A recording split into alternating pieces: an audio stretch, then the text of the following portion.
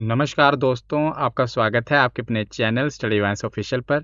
तो सबसे पहले पिछले कुछ महीनों में मैं क्लास ना ले पाने के कारण आप सभी से माफ़ी चाहता हूं।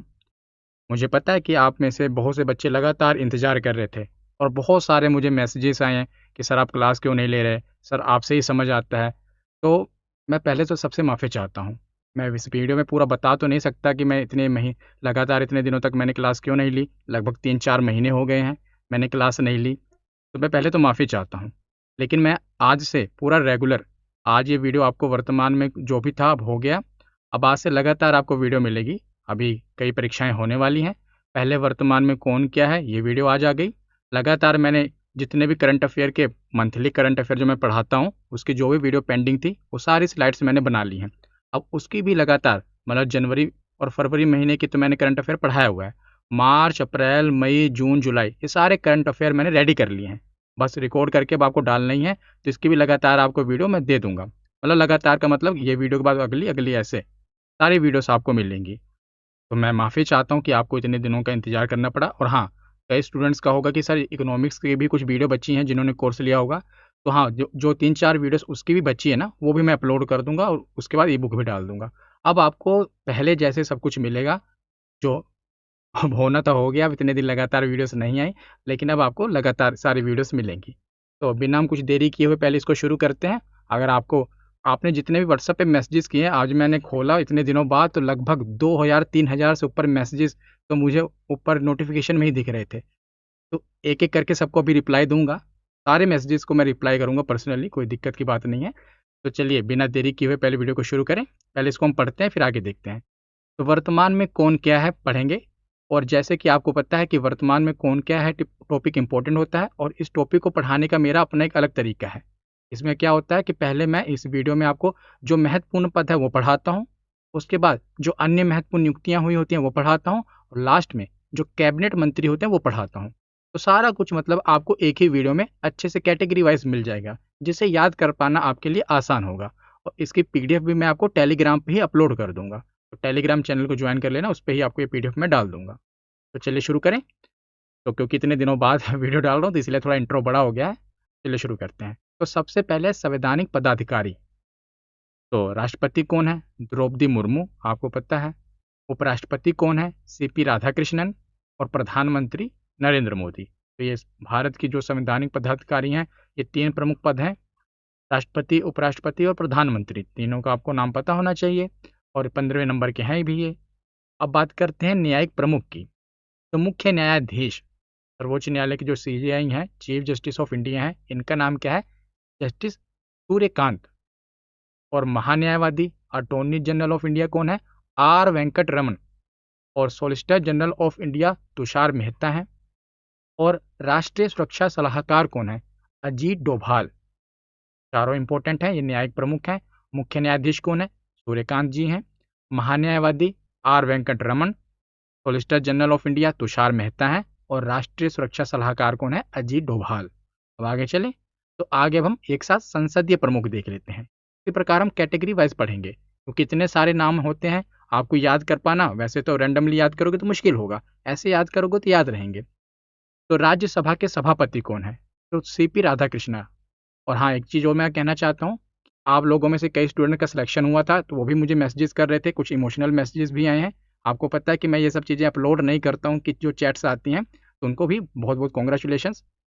और आगे चलते हैं। तो सभापति कौन है राज्यसभा के? तो सीपी राधाकृष्णन है। राज्यसभा के उपसभापति कौन है? श्री हरिवंश। राज्यसभा के महासचिव हैं प्रमोद चंद्र मोदी। और राज्यसभा के विपक्ष के नेता कौन है? तो मल्लिका अर्जुन खड़गे। और राज्यसभा में सत्ता पक्ष के नेता कौन है? तो सत्ता पक्ष यानी कि अभी जैसे एनडीए की सरकार चल रही है भाजपा की, तो उनके हैं जेपी नड्डा। तो ये राज्यसभा का हो गया कि राज्यसभा के सभापति कौन है। तो जो राज्यसभा के सभापति आपको पता वही होते हैं जो भारत के उपराष्ट्रपति होते हैं। तो सीपी राधाकृष्णन है। राज्यसभा के उपसभापति कौन है? तो श्री हरिवंश। राज्यसभा के महासचिव कौन है? तो प्रमोद चंद्र मोदी। नेता विपक्ष है मल्लिकार्जुन खड़गे और सत्ता पक्ष के हैं जेपी नड्डा। अब बात करें लोकसभा, तो लोकसभा के अध्यक्ष हैं ओम बिरला। लोकसभा में विपक्ष के नेता हैं राहुल गांधी। और लोकसभा के महासचिव हैं उत्पल कुमार सिंह। आगे चले। तो आगे निर्वाचन आयोग इलेक्शन कमीशन देखते हैं। इलेक्शन कमीशन में आपको पता है कि मुख्य रूप से 3 नाम आपको याद करने होते हैं। एक तो जो है मुख्य चुनाव आयुक्त, जो चीफ इलेक्शन कमिश्नर होते हैं, और इनकी सहायता के लिए जो चुनाव आयुक्त होते हैं, इलेक्शन कमिश्नर होते हैं। एक तो मुख्य चुनाव आयुक्त मानिए कि जो हेड हैं, और इनकी सहायता के लिए इनके जो 2 चुनाव आयुक्त होते हैं, इलेक्शन कमिश्नर होते हैं। तो चीफ इलेक्शन कमिश्नर है ज्ञानेश कुमार, और चुनाव आयुक्त यानी इलेक्शन कमिश्नर कौन है? विवेक जोशी और सुखबीर सिंह संधू। ठीक। अब आगे है नियंत्रक एवं महालेखा परीक्षक। देखें तो CAG, कैग जिसे कहा जाता है, कंट्रोलर एंड ऑडिटर जनरल कहते हैं इंग्लिश में, हिंदी में नियंत्रक एवं महालेखा परीक्षक कहा जाता है। ये वर्तमान में संजय मूर्ति हैं।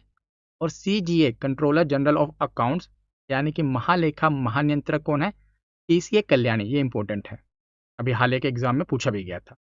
अब हम तीनों सेनाओं के प्रमुख के बारे में पढ़ लेते हैं। तो वायुसेना अध्यक्ष कौन है वर्तमान में? तो air chief marshal Amarpreet Singh, ये अभी वायुसेना अध्यक्ष हैं। नौसेना अध्यक्ष कौन है? तो एडमिरल कृष्ण स्वामीनाथन, ये नौसेना अध्यक्ष हैं। और थल सेना अध्यक्ष कौन है? तो जनरल धीरज सेठ, ये थल सेना अध्यक्ष हैं। और तीनों सेनाओं को आपको पता है, तीनों सेनाओं के जो हेड होते हैं वो हैं CDS, chief of defence staff. तो ये है वर्तमान में जनरल NS राजा सुब्रमणी, NS राजा सुब्रमणी, ये CDS हैं। आपको पता होगा जैसे तीनों सेनाओं के अध्यक्ष हैं, वायुसेना अध्यक्ष, थल सेना अध्यक्ष और नौसेना अध्यक्ष होते हैं। इन तीनों सेनाओं को जो कोऑर्डिनेट करते हैं, इनसे ऊपर होते हैं CDS। CDS से ऊपर फिर कौन होगा? CDS से ऊपर होगा फिर रक्षा मंत्री, जो भारत के रक्षा मंत्री होंगे।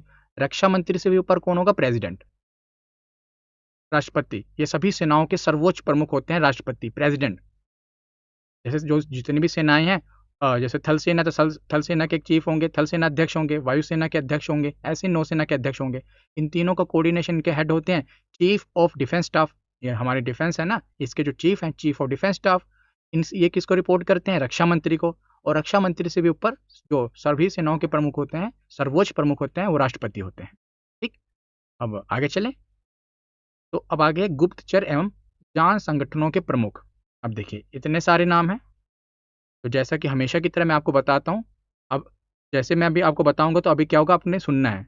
कोई भी चीज़ हमें याद कैसे होती है, इसके पीछे साइंस है कि हम जितनी सेंसेस का उपयोग करते हैं उतनी चीज़ें ज़्यादा याद होती हैं। जैसे अभी मैं वीडियो में, आप वीडियो को देख रहे हैं, अपनी आँख का, नेत्र का इस्तेमाल कर रहे हैं, देखने का एक सेंस का इस्तेमाल हो गया, सुन रहे हैं, कान का इस्तेमाल कर रहे हैं, सुनने का इस्तेमाल कर रहे हैं, 2 सेंस यहाँ पर आपकी यूज़ हो रही हैं। इसी प्रकार आप इसको सुने और देखें, जिससे क्या होगा, आपके सबकॉन्शियस माइंड में चीज़ें बैठेंगी।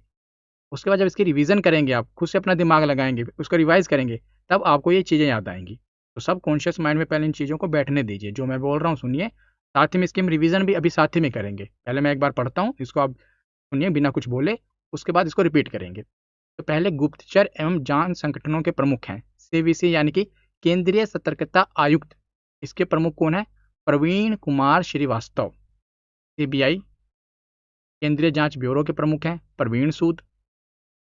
मुख्य सूचना आयुक्त, सूचना आयुक्त को कौन है? राजकुमार गोयल। इंटेलिजेंस ब्यूरो के निर्देशक हैं महेश दीक्षित। ये अभी नए बने हैं, इसलिए इनका ज़्यादा इंपॉर्टेंट है नाम। महेश दीक्षित हाल ही में बने हैं इंटेलिजेंस ब्यूरो के डायरेक्टर, तो इनका नाम ज़्यादा इंपॉर्टेंट है। रो रिसर्च एंड एनालिसिस विंग, इसके हेड हैं Parag Jain. NIA, national investigation agency, यानी कि राष्ट्रीय जांच एजेंसी, इसके महानिदेशक हैं, डायरेक्टर जनरल हैं राकेश अग्रवाल। ED, प्रवर्तन निदेशालय, इसके डायरेक्टर हैं राहुल नवीन। NCB, यानी कि नारकोटिक्स कंट्रोल ब्यूरो, इसके महानिदेशक हैं अनुराग गर्ग। तो मैंने एक बार आपको बता दिया, आपने सुन लिया। अब क्या करना है आपको, जहाँ भी आप बैठे हो मेरे साथ आपको इसको दोहराना है। मतलब बोलूँगा तो आपको इसके नाम बोलने हैं बिना शर्माए, कोई बात नहीं। कोई बगल में बैठा है फिर भी आप पढ़ रहे हो, आपको रिपीट करना है, मुंह से बोलना है, अंदर नहीं, मन में नहीं। जैसे बचपन में आप बोलते थे ना पढ़ते वक्त, तेज तेज, मतलब उस प्रकार की। हाँ, जैसे मैं बोलूँगा केंद्रीय सतर्कता आयुक्त कौन है, तो आपको बोलना है प्रवीण कुमार श्रीवास्तव, ताकि ये चीज़ें आपके सबकॉन्शियस माइंड में बैठें। तो केंद्रीय सतर्कता आयुक्त कौन है? हाँ, प्रवीण कुमार श्रीवास्तव। CBI के हेड कौन है? प्रवीण सूद। मुख्य सूचना आयुक्त कौन है? हाँ, राजकुमार गोयल। इंटेलिजेंस ब्यूरो के हेड डायरेक्टर कौन है? महेश दीक्षित। और महेश दीक्षित इंपॉर्टेंट क्यों है? क्योंकि अभी हाल ही में नियुक्त हुए हैं। रो के हेड कौन है? पराग जैन, बिल्कुल सही। एनआईए के हेड डायरेक्टर जनरल कौन है? राकेश अग्रवाल। ईडी के डायरेक्टर कौन है? राहुल नवीन। और एनसीबी के डायरेक्टर जनरल कौन है? अनुराग गर्ग। चलिए आगे चलते हैं। तो मैंने इकोनॉमिक्स पूरी पढ़ाई हुई है, कुछ क्लासेस मैंने आपको बताया, मैंने कुछ कारणवश, अब कारण तो मैं आपको बाद में बताऊंगा कभी, कारणवश 3-4 महीने से मैं क्लासेस ले भी नहीं पाया। जो भी 4-5 क्लासेस बची हैं, क्योंकि मेजर 70 से 80% मैंने इकोनॉमिक्स पढ़ा दी है, 20% जो भी क्लासेस बची हैं वो भी मैं आपको अपलोड कर दूंगा। तो 99 का बहुत ही सस्ता कोर्स दिया हुआ है मैंने, ताकि सभी इसको अफोर्ड कर पाएँ। इसमें सारा आपको स्टडी मटेरियल, रिकॉर्डेड क्लासेस, ई बुक भी लास्ट में आपको मिलेगी। अब मैं अपलोड करूँगा क्लासेस खत्म होने के बाद, सारा कुछ आपको मिल जाएगा। और हाँ, जब आप 99 का कोर्स लेते हैं तो 49 इसमें ऐड हो जाता है, तो आप इसमें अनटिक कर दिया कीजिए अगर आपको मॉक टेस्ट नहीं लेना। वैसे 49 का क्या है, मॉक टेस्ट होता है, मतलब किसी भी एग्जाम की आप तैयारी कर रहे हो, सभी एग्जाम का मॉक टेस्ट आपको उसमें अवेल हो जाएंगे, मतलब चाहे एसएससी हो, रेलवे, सभी एग्जाम के एक ही साथ मिल जाएंगे। अगर आपको नहीं लेना तो बगल में जो टिक है इसको अनटिक कर दो, तो हट जाएगा, तो 99 का ही हो जाएगा। और इंडियन पॉलिटी तो मैंने पढ़ाई रखी है डिटेल में। आप लोगों में से बहुत सारे स्टूडेंट्स का मैसेज तो इसी रिगार्डिंग ही आता है कि पॉलिटी से आपके क्वेश्चन आए हैं, यहाँ से आए हैं। तो 121 का ये मैंने कोर्स दिया हुआ है, कूपन कोड एक्सपायर हो गया था, तो मैंने अब आज से फिर से कर दिया। 121 का ही आपको मिलेगा। ई बुक वगैरह भी सब 60 रुपीज़ में आप कर सकते हो। अगर आपको कुछ मैसेज करना है तो आप इस व्हाट्सएप पे कर देना। अभी पुराने मैसेजेस बहुत सारे हैं, तो सबका मैं रिप्लाई करता हूँ। तो चलिए आगे चलते हैं। टेलीग्राम ज्वाइन कर लो, आपको ये इसकी पीडीएफ उसी पे मिलेगी। और हाँ, तो स्टडी वाइंस ऑफिशियल वाला ही करना, 158 से ज़्यादा सब्सक्राइबर होंगे, 1,58,000 से, उसी को करना, क्योंकि बहुत सारे फेक बने होते हैं। चैनल के डिस्क्रिप्शन में भी लिंक होगा टेलीग्राम का। तो आगे अर्धसैनिक बलों के प्रमुख। तो अब अर्धसैनिक बल जो हैं उसके पैरामिलिट्री जो फोर्सेस होते हैं उनके हम प्रमुख देखते हैं। सबसे पहले एसएसबी यानी सशस्त्र सीमा बल, इसके महानिदेशक हैं संजय सिंघल। बीएसएफ के महानिदेशक हैं प्रवीण कुमार। सीआरपीएफ यानी कि केंद्रीय रिजर्व पुलिस बल, इसके महानिदेशक हैं ज्ञानेंद्र प्रताप सिंह। सीआईएसएफ केंद्रीय औद्योगिक सुरक्षा बल, इसके महानिदेशक हैं Parveer Ranjan. NSG national security guard यानी कि राष्ट्रीय सुरक्षा गार्ड, इसके हैं पी श्रीनिवासन। भारत तिब्बत सीमा पुलिस, आईटीबीपी शॉर्ट में कहते हैं, इसके महानिदेशक हैं Shatrujeet Singh Kapoor. NCC national cadet corps, राष्ट्रीय कैडेट कोर के महानिदेशक हैं वीरेंद्र वत्स। और आईसीजी भारतीय तटरक्षक बल यानी कि इंडियन कोस्ट गार्ड, इसके महानिदेशक हैं एस परमेश। राष्ट्रीय आपदा प्रतिक्रिया बल एनडीआरएफ जिसे हम कहते हैं, इसके हैं पीयूष आनंद।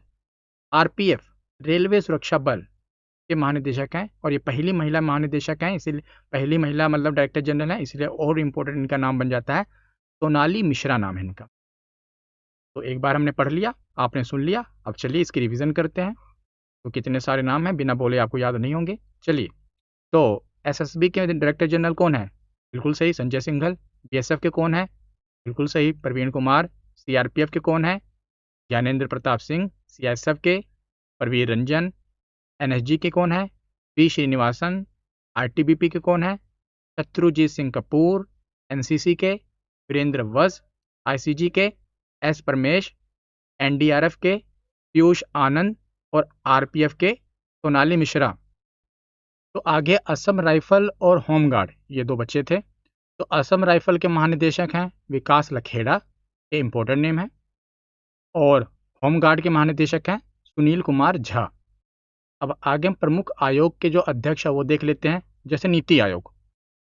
तो नीति आयोग के अध्यक्ष आपको पता है जो भारत के प्रधानमंत्री होते हैं वही नीति आयोग के अध्यक्ष होते हैं। तो वर्तमान में प्रधानमंत्री नरेंद्र मोदी हैं। नीति आयोग के उपाध्यक्ष और सीईओ दोनों वेरी वेरी वेरी इंपॉर्टेंट हैं। उपाध्यक्ष कौन है? वाइस चेयरपर्सन है अशोक कुमार लाहिड़ी। और सीईओ हैं अनुराग जैन। तो अशोक लाहिड़ी जो हैं उपाध्यक्ष हैं, और सीईओ हैं अनुराग जैन नीति आयोग के। अब रिजर्व बैंक ऑफ इंडिया देखते हैं। तो आरबीआई जैसे हमने पढ़ा था, चीफ इलेक्शन कमिश्नर जो थे, एक मुख्य चुनाव आयुक्त होते हैं, उनकी सहायता के लिए 2 चुनाव आयुक्त होते हैं। उसी तरह रिजर्व बैंक ऑफ इंडिया जो के एक मेन गवर्नर होते हैं, आरबीआई गवर्नर, उनकी सहायता के लिए 4 डिप्टी गवर्नर होते हैं। तो डिप्टी गवर्नर और गवर्नर का नेम इंपॉर्टेंट होता है। तो जो आरबीआई आपको पता है, इसकी स्थापना 1 अप्रैल 1935 को हुई थी। इसका मुख्यालय मुंबई महाराष्ट्र में है। और वर्तमान में आरबीआई के गवर्नर हैं संजय मल्होत्रा। कौन? संजय मल्होत्रा। और डिप्टी गवर्नर की बात की जाए तो 4 डिप्टी गवर्नर हैं श्री चंद्र मुर्मू, स्वामीनाथन जानकी रमन, रोहित जैन जो हाल ही में बने हैं, तो इनका नेम इम्पोर्टेंट है, क्योंकि जिनकी नियुक्ति हाल ही में हुई होती है उनके नेम ज़्यादा इंपॉर्टेंट होते हैं, इसीलिए मैं उसको थोड़ा स्टार मार्क कर देता हूँ ताकि आप उसको थोड़ा ध्यान रखिएगा मतलब। और पूनम गुप्ता, तो श्री चंद्र मुर्मू, स्वामीनाथन जानकी रमन, रोहित जैन और पूनम गुप्ता, ये 4 डिप्टी गवर्नर हैं। और गवर्नर कौन है? तो गवर्नर है एसबीआई कह रहा हूँ, आरबीआई के गवर्नर हैं संजय मल्होत्रा। तो इतना हो गया, अब आगे चलें। तो आगे प्रमुख आयोगों के अध्यक्ष एवं सचिव। तो जैसे हमने नीति आयोग का तो पढ़ ही लिया था, अब बाकी के जो आयोग हैं उनके बारे में पढ़ लेते हैं, उनके भी हेड देख लेते हैं। तो जैसे है अपना संघ लोक सेवा आयोग यानी कि यूपीएससी, तो यूपीएससी के अध्यक्ष कौन है? अजय कुमार। महिला आयोग, राष्ट्रीय महिला आयोग के अध्यक्ष हैं विजया किशोर रहटकर। पिछड़ा वर्ग यानी कि जो बैकवर्ड कमीशन है उसके अध्यक्ष हैं साध्वी निरंजन ज्योति। एसएससी कर्मचारी चयन आयोग, स्टाफ सिलेक्शन कमीशन, इसके अध्यक्ष हैं एस गोपाल कृष्णन। राष्ट्रीय अनुसूचित जनजाति और राष्ट्रीय अनुसूचित जाति जनजाति आपको पता है एसटी, अनुसूचित जनजाति एसटी, ये हो गया अपना एससी। और ये अपना पिछड़ा वर्ग आयोग आपको पता है बीसी, और जो केंद्र का होता है उसे ओबीसी कहते हैं, ओबीसी समझ लो आप, ओबीसी एसटी एससी। तो ओबीसी का आपने पढ़ लिया साध्वी निरंजन ज्योति। एसटी के हैं अंतर सिंह आर्य। और एससी यानी कि अनुसूचित जाति आयोग के अध्यक्ष हैं किशोर मकवाना। राष्ट्रीय मानवाधिकार आयोग के अध्यक्ष हैं वी राम सुब्रमण्यन। राष्ट्रीय बाल अधिकार संरक्षण आयोग के अध्यक्ष हैं वलेटी प्रेमचंद। तो इसको दोबारा रिवीजन करने की जरूरत नहीं, चलो फिर भी कर लेते हैं। यूपीएससी के बताइए कौन है? अजय कुमार। महिला आयोग के हैं विजया किशोर राहटकर। पिछड़ा वर्ग के साध्वी निरंजन ज्योति। एसएससी के अध्यक्ष हैं गोपाल कृष्णन। एसटी के अध्यक्ष हैं अंतर सिंह आर्य। एससी के अध्यक्ष हैं किशोर मकवाना। और मानवाधिकार आयोग के अध्यक्ष हैं पी राम सुब्रमण्यम। और बाल अधिकार संरक्षण आयोग के अध्यक्ष हैं वलेटी प्रेमचंद।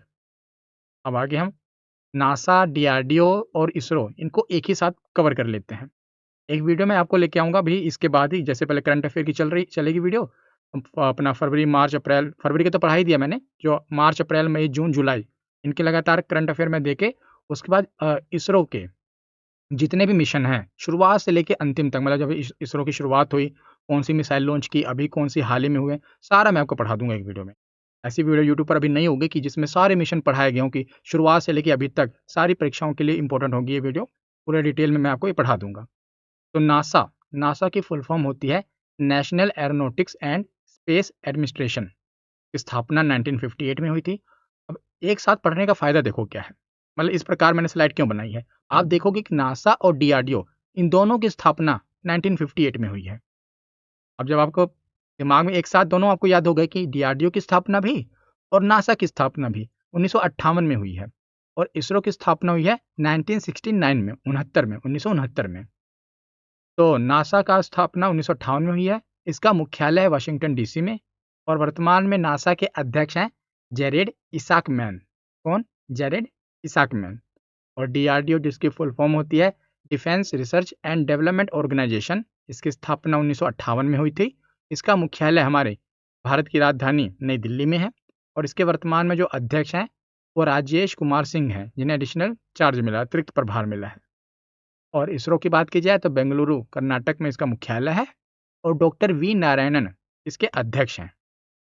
तो अब हम वीडियो के दूसरे पार्ट में चलते हैं। पहले भाग में मैंने आपको बताया था जो महत्वपूर्ण पद है ना वो हम पढ़ लेंगे, महत्वपूर्ण पद हो, जो भी अधिकारी थे, जो भी आयोग वगैरह सब पढ़ लिया। अब हम जो अन्य महत्वपूर्ण नियुक्तियां हुई हैं, इसके अलावा जो अन्य महत्वपूर्ण नियुक्तियां हुई हैं उनको एक साथ देख लेते हैं क्रम वाइज। और यहाँ ये जनवरी से लेकर अगस्त तक का मैं आपको पूरा पढ़ा दे रहा हूँ, मैंने वीडियो की शुरुआत में नहीं बताया, पर अगस्त तक का पूरा अपडेटेड है। तो अन्य महत्वपूर्ण नियुक्तियां, तो इन्फोसिस ने आशीष डैश को, DSH डैश ही है, डैश को नया सीईओ और एमडी नियुक्त करने की घोषणा की है। इन्फोसिस के नए सीईओ और एमडी बने हैं कौन? आशीष। हरजीत सिंह ग्रेवाल को राष्ट्रीय अल्पसंख्यक आयोग का नया अध्यक्ष चुना गया है। ये मैं आपको वहां पर आयोग में भी पढ़ा सकता था, यहाँ पर इसलिए पढ़ाया ताकि आप थोड़ा इस पर ज़्यादा फोकस करें, क्योंकि इन्हें अभी हाल ही में बनाया गया है, अभी हाल ही में समझो ताज़ा ताज़ा ये बने हैं। तो हरजीत सिंह ग्रेवाल ये राष्ट्रीय अल्पसंख्यक आयोग यानी जो माइनॉरिटी कमीशन है उसके अध्यक्ष बने हैं। आगे है संजीव जैन को उत्तर कोरिया में भारत का नया राजदूत नियुक्त किया गया है। और केंद्र सरकार ने ऑन स्क्रीन मार्किंग विवाद और डिजिटल मूल्यांकन में जो गड़बड़ियां होती हैं, जो उसके लिए क्या किया है कि वरिष्ठ आईएएस अधिकारी लोखंडे प्रशांत सीताराम को सीबीएसई का नया अध्यक्ष और वरुण भारद्वाज को नया सचिव नियुक्त किया है। सीबीएसई के नए अध्यक्ष लोखंडे प्रशांत सीताराम बने हैं और नए सचिव बने हैं वरुण भारद्वाज।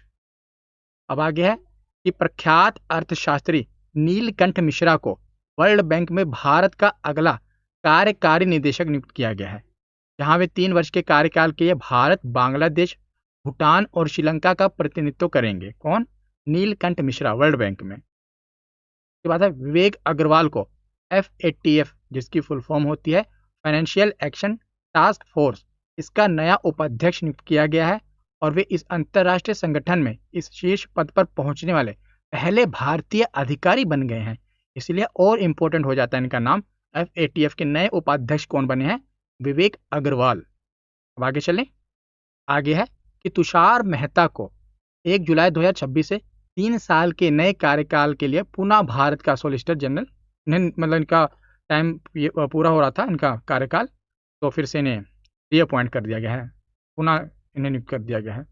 और महेश दीक्षित को खुफिया ब्यूरो का भी नया निदेशक नियुक्त कर दिया है, तो मैंने आपको पढ़ा भी दिया है। भारत सरकार ने विख्यात गीतकार और CBFC के पूर्व अध्यक्ष प्रसून जोशी को अब प्रसार भारती का नया अध्यक्ष बना दिया है। तो प्रसून जोशी अब प्रसार भारती के अध्यक्ष बन गए हैं। और भाजपा के नेता शुवेंदु अधिकारी को, जिन्हें क्या बना दिया गया है? पश्चिम बंगाल के मुख्यमंत्री बने हैं और भाजपा के पहले मुख्यमंत्री बने हैं बंगाल में, पश्चिम बंगाल में, शुवेंदु अधिकारी। Steel authority of India limited यानी सेल के नवनियुक्त अध्यक्ष और प्रबंध निदेशक इन्हें बनाया गया है अशोक कुमार पांडा को।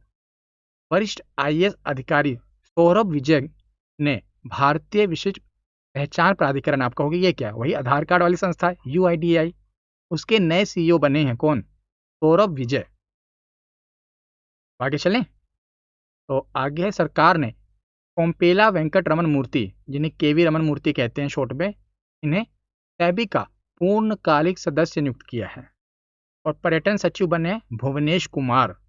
और भारत की सबसे बड़ी एयरलाइन इंडिगो ने विमानन क्षेत्र के दिग्गज विलियम वोल्श को नया CEO नियुक्त किया है अपना, इंडिगो ने।